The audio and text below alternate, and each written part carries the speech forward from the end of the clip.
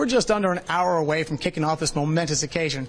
And as you can see behind me, we've got the players, the parents, and coaches all lining up here on the hall of the Hilton Hotel in Gainesville. For the 13th time, the Gators are in the NCAA Super Regionals, where they have an all-time record of 21-8. We're just under an hour away from kickoff, and you can feel the electricity as both these teams share this field. But guess what? Neither one is going to give an inch in tonight's championship.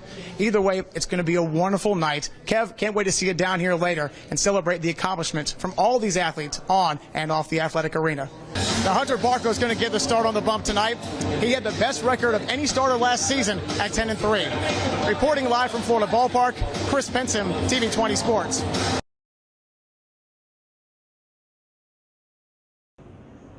They say you're never too old to start something new. But once you're over 30, becoming a professional boxer sounds more like a pipe dream than a reality. But don't tell that to Julius Daniel. He's used to punching his way out of the corner. I've always been a fighter, just not in the ring. Dealt with being homeless, dealt with mental depression. After the military, got out 10 years ago. Struggled just keeping a job. I came into boxing 10 months ago. It just gave me a reason to keep getting up in the morning. After hitting rock bottom in 2019, the 34-year-old veteran reached his breaking point. Went through issues with family, ended up separating from my wife and kids for 2 years. That led me to suicidal tendencies and walking the streets in Silver Springs with no home, no ID, no car. And one day I was just ready to take my life. But instead of laying face down on the canvas of life, Daniel decided to get back up and take another swing. That day, I realized that I needed to find something to fight for. What I'm fighting for is not just myself, but other people that are dealing with mental struggles, depression, anxiety, and just don't know how to cope with life or hack life. Now, 10 months into his training, the Ocala fighter is just 1 day away from his first amateur bout as a light heavyweight. And his coach believes he is more than ready. He will push himself until he has nothing left, and then he'll go another few rounds. He's dedicated, he's determined, and when I think he's done, he's not done. He continues. The rigorous exercises Daniel goes through sound like something out of Rocky. But like the fictional boxer, it's only making him stronger. I've had to tell him not to train before, and he's like, are you kidding me? After work, he went out and did his circuit at his house with sledgehammers and tires and chains. Dude, stop. While all the blood, sweat, and tears over the last 10 months have led up to this moment, for Daniel, it's nothing compared to the hardships he's overcome. People are really hacking life out there, walking these streets right where we're at. They don't have food, they don't have clothes. That's hard. This is gonna be easy. Daniel will take on Daniel Placid Saturday night in Clearwater. Reporting in Ocala, Chris Pinson, TV 20 Sports.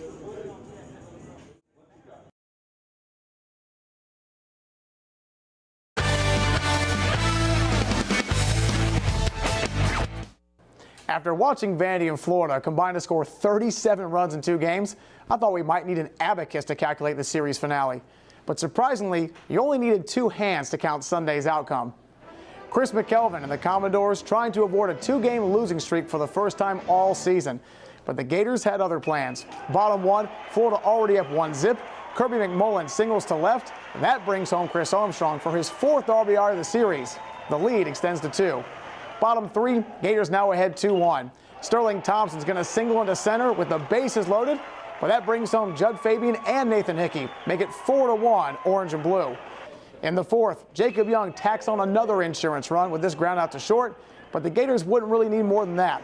Hunter Barco only gave up 3 runs in 5 1/3 innings while striking out 7 Commodores as he collects his 7th win on the season. Florida takes 2 of 3 from mighty Vanderbilt to clinch their 5th conference series of the season. Gators softball also entered Sunday with a rubber match to play, as their series with Missouri was up for grabs. The Tigers felt pretty confident after run-ruling Florida in Game 2. Hattie Moore carried that momentum into the first inning. She smoked this pitch to the wall and left, allowing Brooke Wilms to waltz on home from third. The RBI double put the Tigers up 1-zip. Bottom 3, same score.